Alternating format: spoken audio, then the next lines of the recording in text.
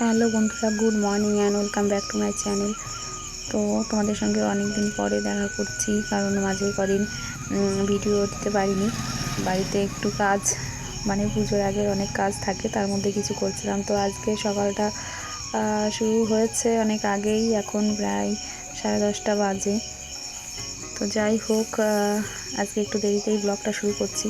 রান্নাবান্না তো সব হয়েই গেছে, দেখলেই ভাতটাও বেড়ে নিয়েছি। আজকে ডাল আর ভাজাভুজি করেছি। তো এদিকে রান্নার ঘরে সব কিছু নামিয়ে নিয়ে রান্নাঘরটা আজকে ঝাড়ছি। রান্নাঘরটা ঝেড়ে পরিষ্কার করে নিতে হবে। ঘর তো আমাদের 3টে, কিন্তু সব কটা তো একদিনে সম্ভব না। তো কিছু কিছু করে সব কাজ গুছিয়ে নিতে হবে। তো একটা একটা করে ঘরটাও ঝেড়ে নিতে হবে। তো সকালবেলা উঠে সব কিছু তো কাজ গুছিয়ে নিয়েই জামা প্যান্ট ধোয়া যেগুলো ছিল, মেয়েকে খাওয়ানো দাওয়ানো করে রান্নাঘরে এসেছিলাম। তো খাওয়া দাওয়া পর্ব শেষ করে মেয়েকে খাইয়ে ঘুম পাড়িয়ে এই ঝাড়াঝাড়ির কাজটাও শেষ করে নিচ্ছি। তো যাই হোক, রান্নাঘরটা ঝেড়ে নিয়ে বাসের যেগুলো খুঁটি সেগুলো জল দিয়ে মুছে নিয়েছি, আর রান্নাঘরটাও লেপে নিয়েছি। আর এদিকে দেখো, পেছনে যেগুলো এনে নিয়ে রেখেছিলাম সমস্ত কিছু আছে। আর বাবাও বাড়িতে এসে এই যেগুলো ছিল জল রাখা তাক টাক সেগুলো একটু ধুয়ে দিল। আর আমি এদিকে ব্যাগ, রান্নাঘরের যেগুলো জ্বালানোর পর্দা সব কিছুই ধুয়ে নিচ্ছি। আর রান্নার কলের কাছে এত কিছু, মানে আমি কোনটা রেখে কোনটা ধুয়ে সরাবো আর কি, সেটাই বুঝতে পারছিলাম না। তো যাই হোক, কারেন্ট ছিল, তো মোটরটা চালিয়ে নিয়ে কাজগুলো সেরে নিচ্ছিলাম। তো দেখো,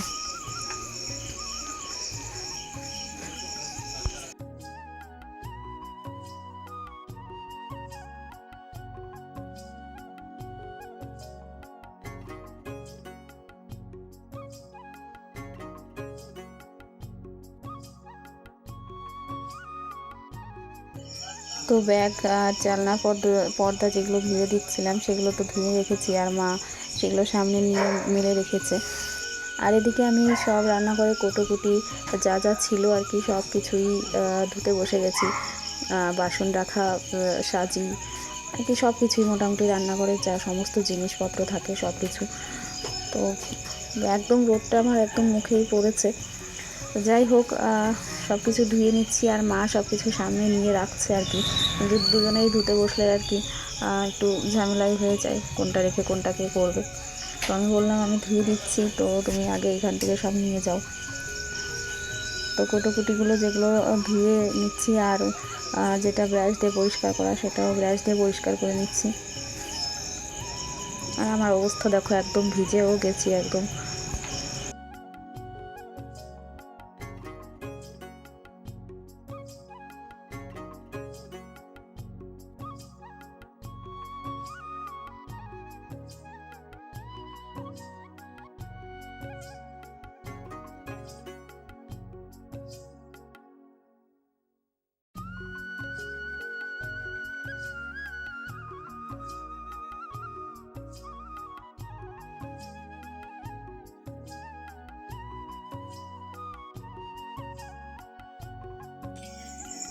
তো কোটোকুটি যেগুলো ছিল সেগুলো প্রায় ধোয়া হয়েই গেছে, এখন শুধু এই থালা বাসন কটা আছে। তো এগুলো ধুয়ে নিয়েই স্নানটাও সেরে নেবো। আর যখন বসেছিলাম বেলা তো একটু ছিল, রোদটা দেখলেই যে আমার একদম মুখে পড়েছে। তো এখন একটু রোদ কমে গেছে, কারণ বেলাটা অনেকটাই বেড়ে গেছে আর কি, মানে সন্ধ্যা লেগে যাবে আর কি। তো এইগুলো ধুয়ে নিলে হয়ে যাবে কাজ কমপ্লিট। তো তারপরে আমি স্নানটাও সেরে নেব। আর আমার অবস্থা তো তোমরা দেখতেই পাচ্ছ, একেবারে পাগলের মতো। ও মিঠি আর মা এসে দাঁড়িয়ে আছে, ওদের সঙ্গে একটু কথা বলছি।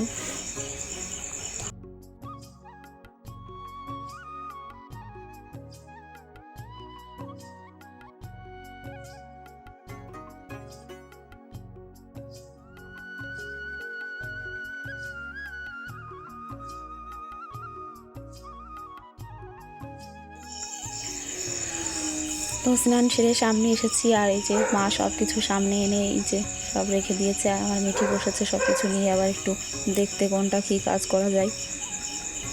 দেখো, তো পুজোর সামনে সব বাড়িতেই এরকম কাজ বেড়ে গেছে আর কি, ঘর ঝাড়া, ঘর পরিষ্কার করা। তো তোমরা কারা কী কাজ করছো অবশ্যই কমেন্ট করে জানিও।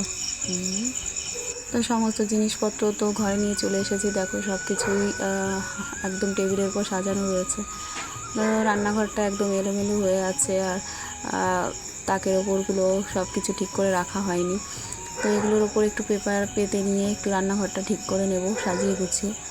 তো দেখতে থাকো।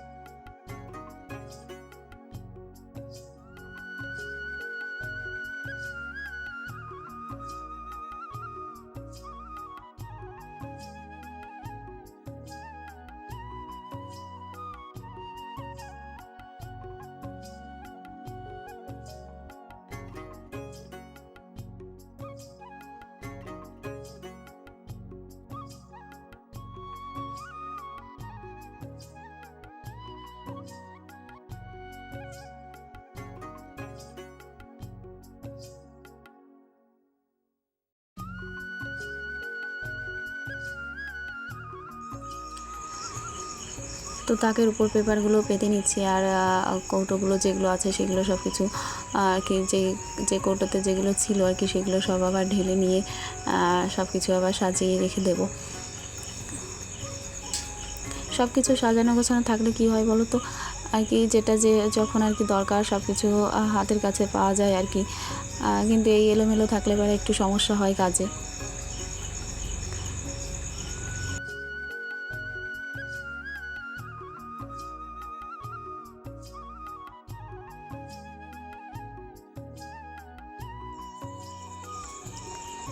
তো সব কিছু আমার রান্নাঘরে গোছানো হয়ে গেছে। তো দেখো টেবিলের ওপর একটা কভার দিয়ে নিয়েছি, আর এদিকেও সব কিছু গোছানো হয়ে গেছে, জলের বালতিগুলো রেখে দিয়েছি, আর কৌটোগুলো, কাপ, মানে টেবিলটা সবটাই সাজানো হয়ে গেছে।